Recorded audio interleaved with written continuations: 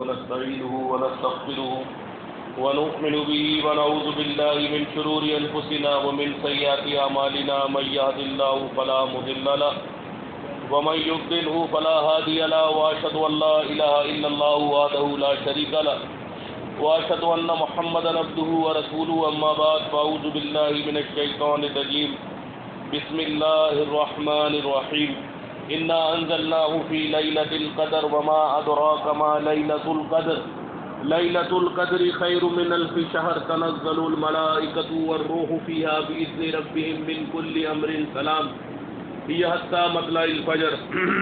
قابل احترام بھائیوں بہنوں بزرگوں، آپ کے سامنے اللہ تبارک و تعالیٰ کی سچی کتاب قرآن مجید میں سے سورہ قدر کی 5 آیتیں آپ کے سامنے تلاوت کی ہے، جس میں اللہ تبارک و تعالیٰ فرماتا ہے کہ ہم نے قرآن کو شب قدر میں نازل کیا، اور تمہیں کیا معلوم کہ شب قدر کیا ہے؟ شب قدر جو ہے وہ 1000 مہینوں سے بہتر ہے. اس میں روح الامین یعنی جبرائیل اور فرشتے اللہ کے حکم سے اترتے ہیں، اور یہ فجر تک سراسر سلامتی والی رات ہے.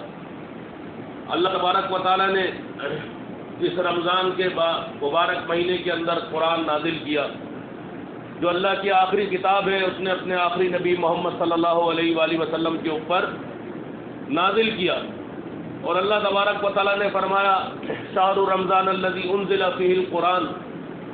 یہ رمضان وہ مبارک مہینہ ہے جس میں اللہ تعالیٰ نے اپنی کتاب قرآن مجید کا نزول کیا. اللہ کے نبی علیہ السلام کے پاس جبرائیل امین آتے تھے، اللہ کا پیغام لے کے آتے تھے، اور اللہ تبارک و تعالیٰ کی باتیں اللہ کے نبی علیہ السلام تک پہنچاتے کہ یہ آپ لوگوں کے سامنے بیان کر دیجئے. الحمد سے لے کے والناس تک اللہ تعالیٰ نے اپنی توحید بھی، تمام چیز، معاشرے کے معاملات بھی، ہر چیز بیان کر دی. کوئی چیز نہ اپنے نبی سے چھپائی، نہ اللہ تبارک و تعالیٰ نے کسی انسان سے چھپائی. دین مکمل کر دیا اللہ کے نبی علیہ السلام نے، اور صحابہ کے سامنے اس کی گواہی بھی لے دی، اور قرآن کی آیتیں بھی نازل ہو گئی. الیوم اکملت لکم دینکم واتممت علیکم نعمتی ورضیت اسلام دینا، کہ اللہ تعالیٰ نے آج اپنی نعمتیں مکمل کر دی، اپنے دین کو مکمل کر دیا اپنے آخری نبی محمد صلی اللہ علیہ وآلہ وسلم کے ذریعے. تمام ادیان کے اوپر اس دین کو غالب کر دیا. اور دیکھو لوگوں، ومن یبتغی غیر الاسلام فی دینا، جو اس اسلام کے علاوہ کسی اور کا دین کا طالب ہوگا وہ آخرت میں کبھی فلاح نہیں پائے گا، کبھی آخرت میں وہ فلاح نہیں پائے گا، وہ برباد ہو جائے گا جو اس دین سے ہٹ گیا جو اللہ تبارک و تعالیٰ نے اپنے آخری نبی محمد صلی اللہ علیہ وسلم کے پاس اس قرآن کے ذریعے نازل کیا. اور اس دین کے اندر کیا اللہ تبارک و تعالیٰ نے کیا چیزیں بتائیں، کس کو سجدہ ہے، کس کے نام کی نظر و نیاز ہے، کس کے آگے جھکنا ہے. یہ ایمان ہے، اور اسی ایمان کے ساتھ روزے ہیں، اسی ایمان کے ساتھ شب قدر ہے، اسی ایمان کے ساتھ تمام عمل ہے. اگر یہ ایمان نہیں تو ہر چیز اللہ کی کتاب فرماتی ہے، اللہ تبارک و تعالیٰ کا بیان ہے عاملۃ الناصبہ تصلیٰ نارا حامیہ، عمل کر کر کے تھک جائیں گے، جہنم کی آگ کے اندر ڈال دیے جائیں گے. جن کا ایمان نہیں ہوگا، جن کا اللہ کی کتاب پہ ایمان نہیں ہوگا، آخری نبی محمد صلی اللہ علیہ وآلہ وسلم کے اوپر ایمان نہیں ہوگا. اللہ تبارک و تعالیٰ نے، آپ دیکھیں یہ شب قدر کا کیا معاملہ ہے، 5 راتوں میں سے ڈھونڈنے کا کیوں کہا گیا؟ اللہ کے نبی کو بتا دیا تھا اللہ تعالیٰ نے کہ یہ کون سی رات ہے لیلۃ القدر. آپ اپنے حجرے سے نکلے، کچھ مسلمان آپس میں لڑ رہے تھے، اللہ تعالیٰ نے نبی سے وہ بات ہی بلا دی اور کہا کہ اس کو ان سے بولو لڑنے کی بجائے 5 راتوں میں اس کو تلاش کرو. اتنی بری بات لگی کہ وہ ایک رات جو ایک دن تھا وہ اللہ تعالیٰ نے بھلا دیا اپنے نبی سے. نبی عالم الغیب تھوڑی تھے کہ نبی کو پتہ ہوتا، اللہ نے بتایا، وہی لوگوں کے آگے بیان کرنے جا رہے تھے. اللہ تعالیٰ نے وہ چیز ذہن سے نکال دی. نبی علیہ السلام پھر اللہ کے محتاج ہو نہیں بتا سکے. یہی کہا کہ اس کو آخری عشرے کی 5 راتوں میں تلاش کرو. کہ وہ لڑائی اتنی بری لگی کہ مسجد اللہ کی عبادت کے لیے ہے، یہ سیاسی باتوں کے لیے، یہ دنیاوی باتوں کے لیے، یہ ہنسی مذاق کے لیے، یہ ٹھٹے لگانے کے لیے، یہ اللہ کا گھر نہیں ہے. اس کا تقدس ہے کہ جب آدمی ادھر اندر داخل ہو دعا پڑھے اللہ تعالیٰ میرے لیے اپنی رحمت کے دروازے کھول دے. اس کے بعد وضو خانے کے اندر جب آئے تو صحیح طریقے سے وضو کرے، یہ نہیں کہ بس وضو ایسا ہو رہا ہے اور اس کی باتیں ادھر لگ رہی ہے کہ آج نواز شریف کا کیا ہو رہا ہے، آج عمران خان کا کیا ہو رہا ہے، اپنا وضو برباد ہو رہا ہے۔ اللہ کے نبی علیہ السلام نے فرمایا جس کا وضو نہیں اس کی نماز نہیں، صحیح طریقے سے وضو نہیں کیا تو نماز بھی نہیں ہوگی۔ ایک کونیا صحیح طریقے سے جو ہے وہ ابھی بھیگی بھی نہیں اور وہاں سے بھاگ لگا رہے ہیں، دوڑ لگا رہے ہیں کہ ہماری یہ رکوع کے اندر چلا گیا، رکوع نہیں چلا جائے۔ اللہ کو ایسی چیزوں کی ضرورت نہیں ہے، اللہ کو خلوص چاہیے۔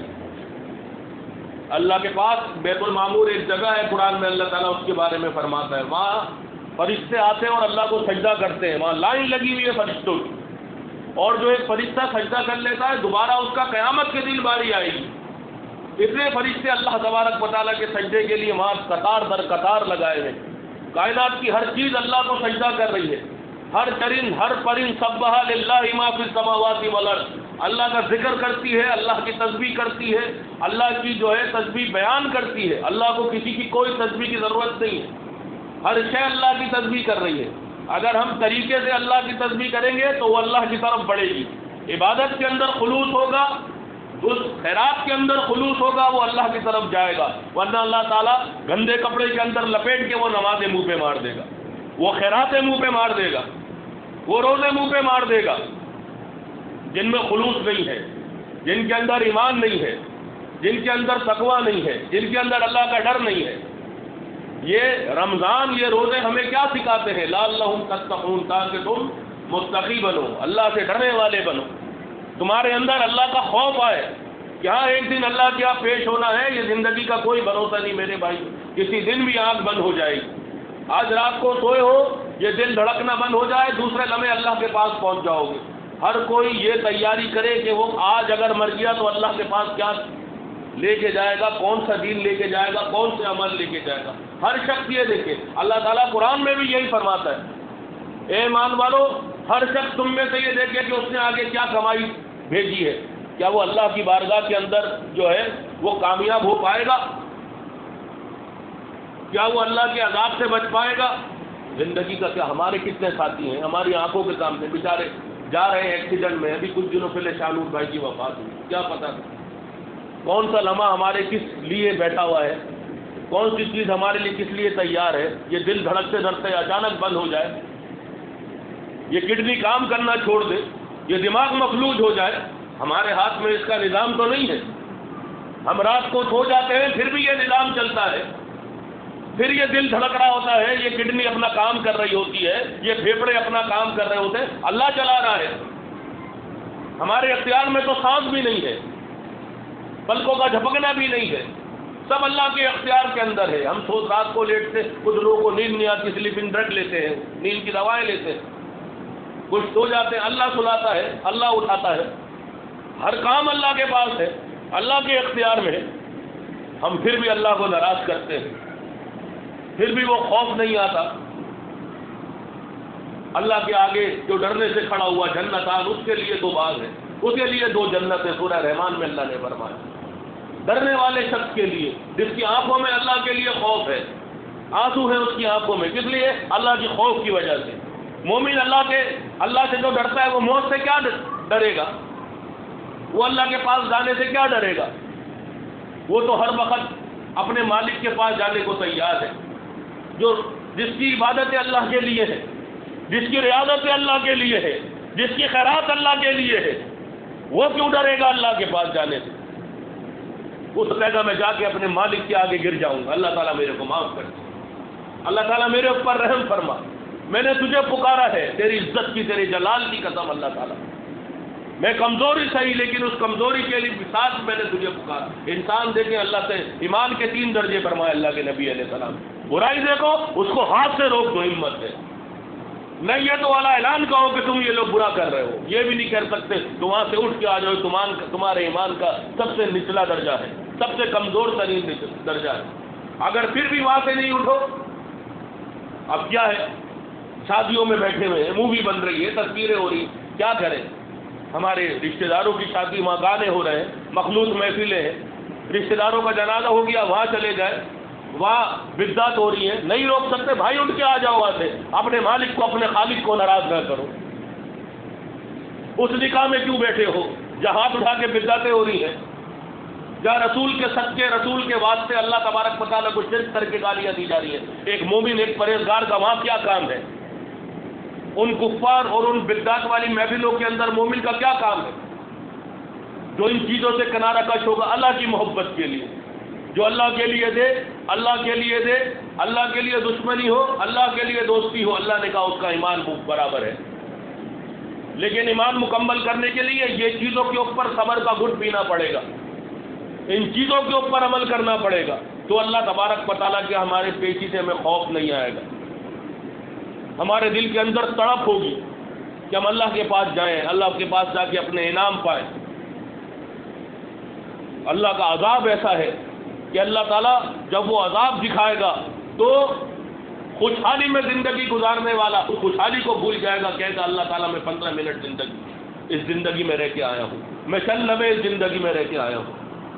وہ جنت کی لازوال نعمتوں کو دیکھ کے جو شخص جو ہے اس دنیا کے اندر پریشان رہا ہوگا وہ اس دنیا کی پریشانی کو بھول جائے گا، کہے گا اللہ تبارک و تعالیٰ دنیا میں کبھی پریشان نہیں رہا.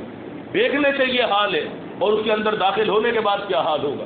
لیکن وہ اللہ تعالیٰ نے فرمایا کہ اللہ نے متقیوں کے لیے تیار کر رکھی ہے، جو اللہ سے ڈرنے والے ہیں. اللہ سے ڈرنے والے کون ہیں؟ مومن ہیں، متقی ہیں، جو ایمان کے اندر داخل ہوتے ہیں. اب یہ نہیں آدمی ایمان کے اندر داخل ہو جائے ہم حسبتم ان تدخلوا الجنہ تو جنت اس کا ایسی انتظار کر رہی ہے، جنت کے 8 دروازے اس کے لیے کھول دیے جائیں گے کہ اس نے اللہ پہ بڑا احسان کیا ہے. ایمان لا کے اللہ کے دین کی دعوت دینی ہے، لوگوں کو اپنے رشتہ داروں کو بتانا ہے کہ اللہ تعالیٰ کبھی بھی اس قوم کی حالت نہیں بدلتا جس کو نہ ہو خیال اپنی حالت بدلنے کا. ہماری بھی حالت اللہ تعالیٰ جب نہیں بدلے گا جب تک ہمیں خود اپنا خیال نہیں ہوگا. ہمیں اپنے آپ کو بدلنا ہے. یہی اللہ کی کتاب، اللہ کے نبی علیہ السلام کی حدیث ہمیں یہی بتاتی ہے رمضان کے بارے میں. من صام رمضان و ایمانا و احتسابا، من قام رمضان و ایمانا و احتسابا، قیام کرے، رمضان کے روزے رکھے، خیرات دے، لیکن ایمان اور احتساب کے ساتھ. اللہ کا دین کسی کا محتاج نہیں ہے، اللہ کسی کا محتاج نہیں ہے. ولم یکن لہ کفوا احد. بہت سے آئے بہت سے چلے گئے، اللہ تعالیٰ اور پیدا کر دے گا.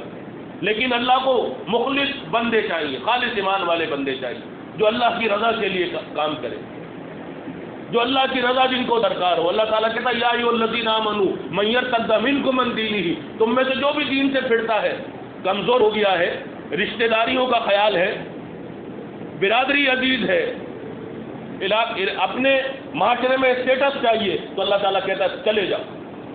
فسوف یأتی اللہ بقوم، اللہ تعالیٰ ایسی قوم کو اٹھائے گا یحبہم و یحبونہ، جو اللہ سے محبت کریں گے اللہ ان سے محبت کرے گا، جو کافروں پہ سخت ہوں گے مومنوں پہ نرم ہوں گے. ذالک فضل اللہ یؤتی من یشاء، اللہ تعالیٰ چاہے جس کے اوپر بھی فضل کر دے، اللہ بڑی وسعت والا ہے. اللہ لے کے آتا ہے ایمان کی طرف، انسان کے بس میں نہیں ہے کہ ہم ایمان کے اندر آ جائیں.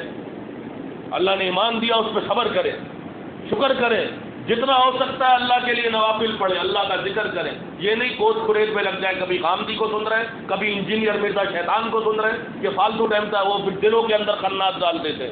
یہ شیطان ہے، یہ طاغوت ہے، مردود ہے. یہ لوگ جو بیٹھ کے صحابہ کرام کو گالیاں نکالتے ہیں، انجینئر مرزا یہ شیعوں کا ایجنٹ ہے، یہ منافق ہے، یہ کافر ہے. یہ جو ام عائشہ صدیقہ طاہرہ رضی اللہ عنہ پہ بہتان ڈالے، جو اللہ تبارک و تعالیٰ کے اوپر بہتان ڈالے، جو نبی کی تعلیمات کی خلاف ورزی کرے، ایسے شخص کو مومن کیسے سنے گا؟ اس ملعون کو جو ابو بکر صدیق رضی اللہ عنہ پہ بہتان مانے. اللہ کے نبی علیہ الصلوۃ والسلام سے پوچھا آپ کو مردوں میں سب سے زیادہ عزیز کون ہے؟ کہا ابو بکر. کہا عورتوں میں؟ کہا عائشہ. صحابہ کی کیا بات ہے؟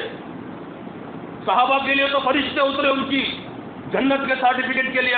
اللہ کے نبی علیہ الصلوۃ والسلام فرماتے ہیں ابو ہریرہ دروازے کے اوپر ہے، جاؤ ابو ہریرہ جو دروازے کے اوپر آیا ہے اس کو اندر بھی بلاؤ، اس کو جنت کی بشارت بھی دو. کون تھے؟ ابو بکر صدیق تھے. جبرائیل امین آئے، کہتے اب جو آئے گا اس کو بھی جنت کی بشارت دیجیے. عمر فاروق آئے، عثمان رضی اللہ عنہ آئے. وہ تو دنیا کے اندر زندہ تھے، ان کے اعمال نامے بھی کھلے ہوئے تھے. جب بھی اللہ تعالیٰ نے اپنے فرشتہ بھیج کے ان کو جنت کی سرٹیفکیٹ دیا اور ان کو کہا رضی اللہ عنہم ورضوا عنہ، اما عائشہ صدیقہ رضی اللہ عنہ کا ہار کھو جاتا ہے، آپ اپنا ہار ڈھونڈنے کے لیے پیچھے رہ جاتی ہیں، قافلہ چلا جاتا ہے. شرم نہیں آتی؟ تمہاری زبان ناپاک، تمہارا کردار ناپاک، تم عائشہ رضی اللہ عنہ پہ بہتان لگا کہ دین کے اندر انہوں نے جو ہے امنڈمنٹ کی، دین کے اندر انہوں نے کمی زیادتیاں کی، انہوں نے دین چھپایا.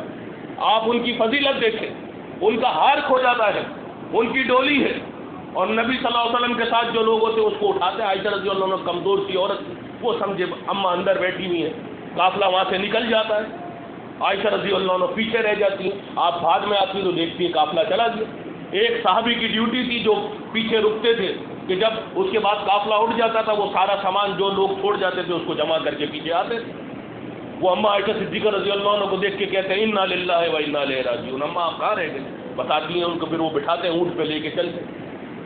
اور جو وہ اندر داخل ہوتی ہے منافق دیکھ کے، جو منافقوں کا ہمیشہ سے کام رہا ہے مسلمانوں کی جماعت کے اندر انتشار پھیلانا، وہ انتشار پھیلاتے ہیں کہ دیکھو یہ پیچھے رہ گئی، نعوذ باللہ استغفر اللہ، اپنے منہ سے ایسے ایسے بات اٹھاتے اللہ کے نبی علیہ السلام پریشان ہو جاتے. آپ عالم الغیب نہیں ہیں، آپ غیب دان نہیں ہیں، آپ وحی کی پیروی کرتے ہیں جو اللہ کی طرف سے آتی ہے اور وہ لوگوں تک پہنچاتے ہیں. آپ پریشان ہیں، آپ ان منافقین کی باتوں سے رنجیدہ ہیں. صحابہ کرام دو جماعت، کوئی کہتا ہے کہ اللہ کے نبی علیہ السلام ان دونوں کو مار دیں. ان کے قبیلے والے کھڑے ہو جاتے ہیں کہ ہمارے کیسے ماریں گے. عائشہ رضی اللہ عنہ کی سفارش کے لیے کھڑے ہو جاتے ہیں. آپ اما عائشہ صدیقہ رضی اللہ عنہ کو بلاتے، پوچھتے ہیں عائشہ بتاؤ کیا معاملہ تھا. آپ کبھی ان کی کنیز کو بلا کے پوچھتے ہیں کہ تم نے کبھی عائشہ کے اندر ایسے معاملہ دیکھا؟ وہ کہتی ہے نہیں، عائشہ رضی اللہ عنہ کے اندر ایسا معاملہ نہیں ہے، عائشہ پاک ہے، بس بیچاری بھول جاتی تھی، آٹا گھومتے گھومتے بکری آٹا لے جاتی تھی، بس یہ دیکھا ہے، اور ان کے اندر کوئی بھی ایسی بات نہیں ہے. عائشہ پاک ہے. ہر جگہ سے عائشہ رضی اللہ عنہ کی صداقت آ رہی ہے.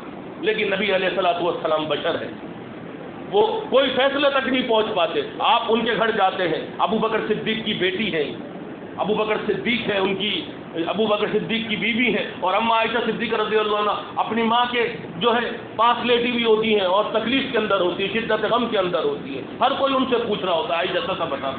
آپ صلی اللہ علیہ وسلم حجرے کے اندر داخل ہوتے ہیں اور کہتے ہیں عائشہ کیا بتاؤ؟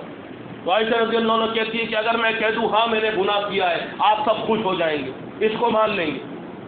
بس میری صداقت اللہ تبارک و تعالیٰ جانتا ہے، اور میں کہوں گی میں نے نہیں کیا، آپ لوگ کوئی نہیں مانے گا. معاملہ ایسی نہج پہ پہنچ چکا تھا، منافقین نے ایسا بازار گرم کر دیا تھا.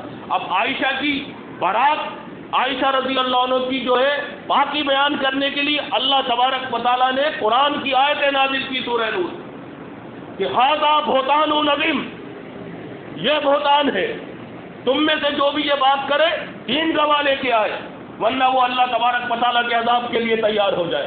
تم نے کیسے یہ کام کیا؟ عائشہ رضی اللہ عنہ پاک ہے، اور اللہ کے نبی علیہ السلام کے اوپر وحی آتی ہے، آپ کے اوپر اثرات پسینے کے آ جاتے ہیں. اما عائشہ صدیقہ رضی اللہ عنہ سمجھ جاتی ہیں کہ اب اللہ کے نبی کے پاس جو ہے اللہ کا پیغام آ رہا ہے. آپ عائشہ کی جو ہے صداقت بیان کرنے کے لیے کائنات کا رب آ رہا ہے، اپنا پیغام لے کے آ رہا ہے. وہاں کے کائنات کا رب نبی علیہ الصلوۃ والسلام کو کہتا ہے عائشہ پاک ہے. یہ قرآن کی آیت ہے ان کی صداقت کے لیے. جیتے جی جتنے ملعون شیعہ یہ باتیں کریں گے، جتنے انجینئر باتیں کریں گے، یہ قرآن ان کو لعنت دے گا. لعنت اللہ علی الکاذبین، لعنت اللہ علی الکافرین. قرآن ان کو لعنت دے گا. قرآن کی آیت عائشہ صدیقہ رضی اللہ عنہ کی باقی بیان کریں گی. اللہ کے نبی علیہ الصلوۃ والسلام کہتے ہیں عائشہ خوش ہو جاؤ، اللہ تبارک و تعالیٰ نے تمہاری باقی بیان کر دی، تمہاری برات بیان کر دی. ابو بکر صدیق رضی اللہ عنہ کہتے ہیں اٹھو عائشہ، ان کا والد ان کو کہتا ہے، اور اللہ کے نبی علیہ الصلوۃ والسلام کو شکر ادا کرو. اللہ عائشہ رضی اللہ عنہ کہتی نہیں، سب سے پہلے میں اللہ کا شکر ادا کروں گی، اس کائنات کے رب کا شکر ادا کروں گی جس نے میری نیکی کے لیے اس قرآن کی آیتیں نازل کری، میری پاکی بیان کری، میری صداقت بیان کری، میری سچائی بیان کری. عائشہ پہ بھونکنے والے آج انسان کہتے ہیں اپنے آپ کو. اولئک شر البریہ، اس زمین کے سب سے بڑے شر ہیں. ہم تو ان کی شکل دیکھنا گوارا نہیں کرتے جو لوگ ایسے عقیدے رکھے، ایسے ایمان رکھے، جو اللہ کے اوپر تبرہ بھیجے، جو صحابہ کرام کے اوپر تبرہ بھیجے، جو ان کے ایجنٹ ہو. ہمارا ان سے کوئی تعلق نہیں. ایماندار فارغ ہوتا ہے، اللہ کا ذکر کرتا ہے، الا بذکر اللہ تطمئن القلوب، اس کا ذکر اللہ کے ذکر سے قرار پاتا ہے، چین پاتا ہے. وہ ان خبیثوں کو نہیں سنتا، ایسے لوگوں کو نہیں سنتا. صحابہ کرام کی قربانیاں ہیں. رسول اللہ صلی اللہ علیہ وسلم اسی رمضان کے اندر 17ویں روزے کو بدر کے لیے نکلے تھے. آپ نے ان ابو سفیان کے قافلے کو روکنے کے لیے ان صحابہ کی ایک چھوٹی سی جماعت لے کے آپ نکلے. آپ نے صحابہ کو بلایا. ایک آپ کے ساتھ کثیر لشکر تھا, آدھا لشکر یہ کہہ کے نکل گیا کہ ہم نہیں لڑ سکتے, منافقین تھے. کچھ راستے سے نکل گئے. کچھ 313 اللہ کے نبی علیہ الصلوۃ والسلام کے ساتھ, جن کے ساتھ سواریاں بھی نہیں تھیں. ایک دفعہ اونٹ پہ کمزور لوگوں کو بٹھا دیا جاتا تھا, ہتھیار بھی نہیں تھے. لیکن رسول اللہ صلی اللہ علیہ وسلم نے کہا کہ ہمیں چلنا ہے بدر کے کنویں کے اوپر, ابو سفیان کا لشکر آ رہا ہے, وہاں پہ منافقت کرتے ہیں, اس کو روکنا ہے. اور آپ نکلتے تھے. آپ کے ساتھ صحابہ کرام بھی ساتھ تھے, اور آپ ان کو کہتے ہیں جاؤ آگے سے خبر لینا کہ کہیں ایسا نہ ہو ہمارے یہاں پہ چلنے کی بات ادھر پہنچے. اور پھر وہ آگے سے جا کے بتاتے تھے اس گھاٹی سے نکلے, اس گھاٹی سے نکلے. نبی علیہ السلام بھی بشر تھے, تمام صحابہ بھی بشر تھے. اس کے بعد آپ کے ساتھ جو ہجرت کر کے آئے تھے, اپنے گھر بار چھوڑ کے آئے تھے, آپ لوگوں کو جمع کر رہے لے جانے کے لیے. کچھ نے منع کر دیا ہم نہیں جائیں گے. انہوں نے کہا اللہ کے نبی علیہ السلام ہم ان کی طرح نہیں کہیں گے. جیسے موسیٰ علیہ السلام کو ان کے حواریوں نے کہا کہ جاؤ جا کے موسیٰ اور موسیٰ کا رب لڑے, ہم نہیں لڑیں گے, ہم آپ کے ساتھ چلیں گے, ہم ہر وقت آپ کے ساتھ ہیں. اللہ نے آپ کو بولا ہے الحمدللہ اللہ ہمارا رب ہے, ہمارے پاس ہتھیار نہیں ہے, ہمارے پاس سواری نہیں ہے, اگلا لشکر بہت بڑا ہے, کوئی مسئلہ نہیں, ہم آپ کے ساتھ چلیں گے. صحابہ کرام رسول اللہ صلی اللہ علیہ وسلم کے ساتھ چلے. بڑی بڑی گھاٹیاں انہوں نے جو ہے وہ سر کہی ہیں, ان کے پاؤں زخمی ہو گئے.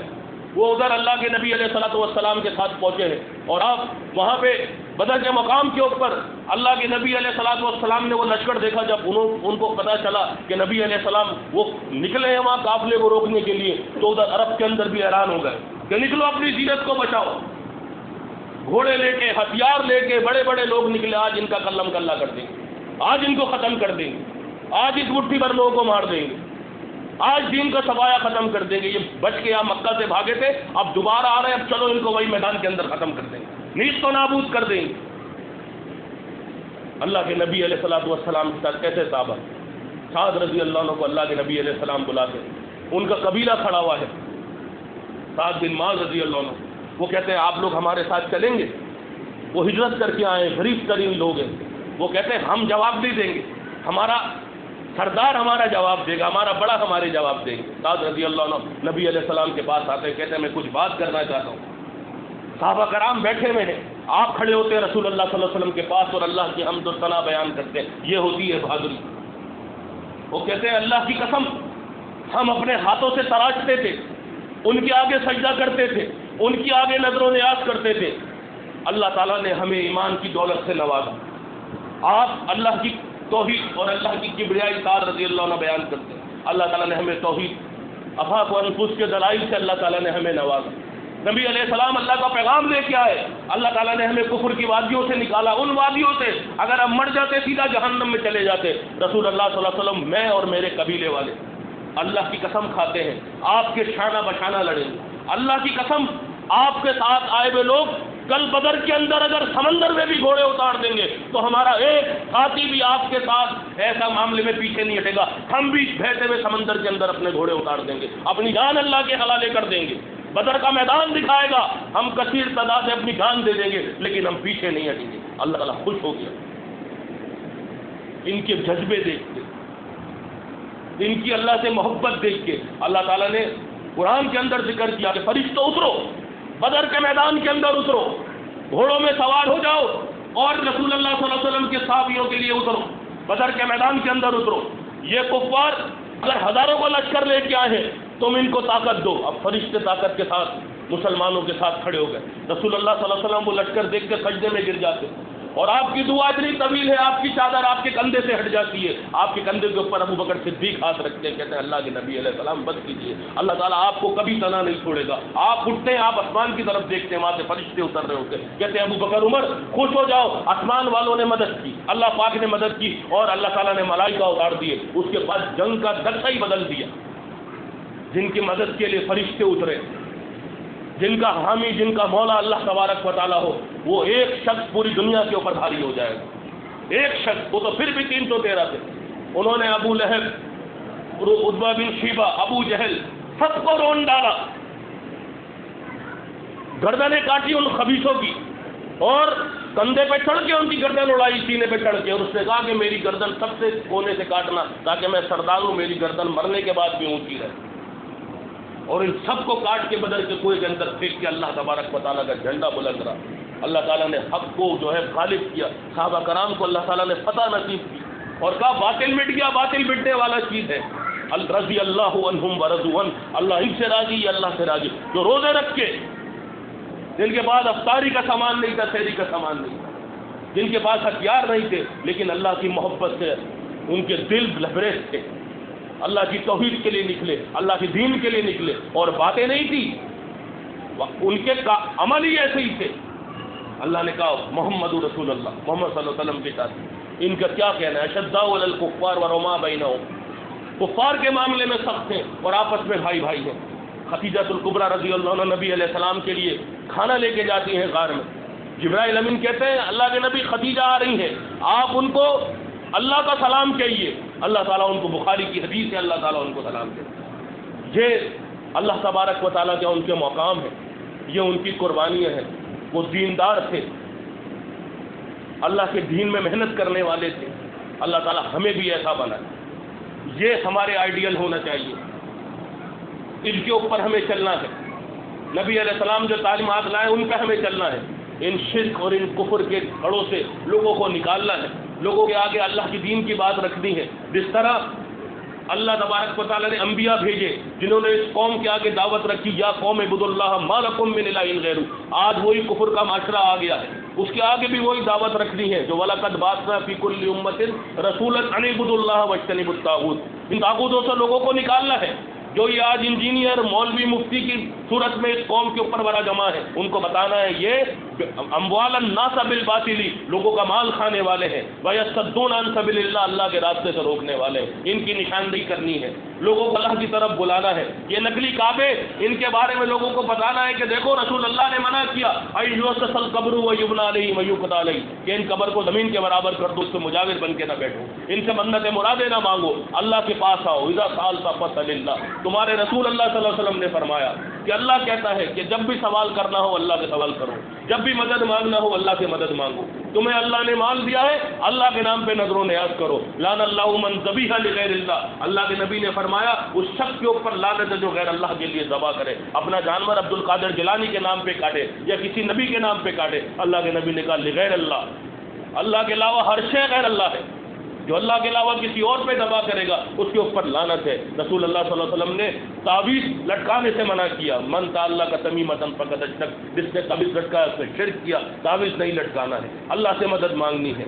ان فرقوں سے نبی علیہ السلام کا کوئی بھی تعلق نہیں ہے، من الذین فرقوا دینہم کانوا شیعا، کہ نبی علیہ السلام جن لوگوں نے اپنے دین کو ٹکڑے ٹکڑے کر دیا ان سے آپ الگ ہو جائیں، اور جو جس کے پاس ہے کل حزب ما لدیہم فریحون، وہ اس کے اندر جو ہے مگن ہے۔ آج بریلوی کے پاس کیا ہے؟ الصلاۃ والسلام، وہ اس کے اندر مگن ہے، قبر پرستی کے اندر جو ہے مگن ہے۔ اہل حدیث کے پاس رفع دین آمین بالجہر، وہ اس کے اندر مگن پڑا ہوا ہے۔ کوئی کسی کے اندر یہ اللہ مطلب سے اللہ کے نبی علیہ السلام اور اللہ کا کوئی تعلق نہیں ہے۔ واعتصموا بحبل اللہ، فیضان سنت نہیں، تبلیغ نصاب نہیں، اللہ کی کتاب مضبوطی سے سامنی ہے، اور فرقے نہیں پڑھنا میرے بھائیوں، جو فرقے ہو گیا اللہ کی بارگاہ میں وہ کبھی کامیاب نہیں ہوگا۔ اللہ تعالیٰ سے دعا ہے کہ اللہ تعالیٰ تمام لوگوں کے مومن ساتھیوں کے روزے قبول کرے، اللہ تعالیٰ لوگوں کے اعتکاف قبول کرے، اللہ تعالیٰ لوگوں کے خیرات قبول کرے، لوگوں کی زکوٰۃ قبول کرے، اللہ تعالیٰ جو پریشان لوگ ہیں اللہ تعالیٰ ان کی پریشانیوں کو دور فرما، اللہ تعالیٰ جو بیمار ہیں اللہ تعالیٰ ان کو صحت کاملہ عطا فرما، اللہ تعالیٰ جو ایماندار لوگ اس دنیا سے چلے گئے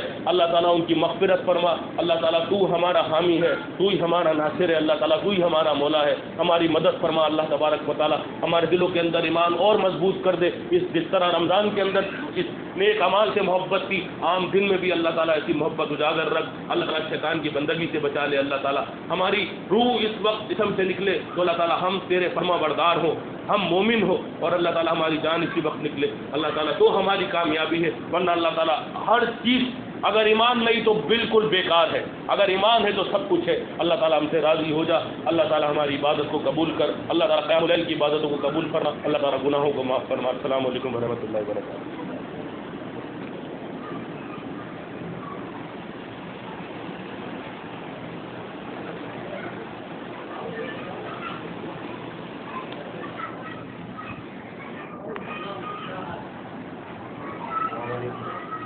السلام علیکم.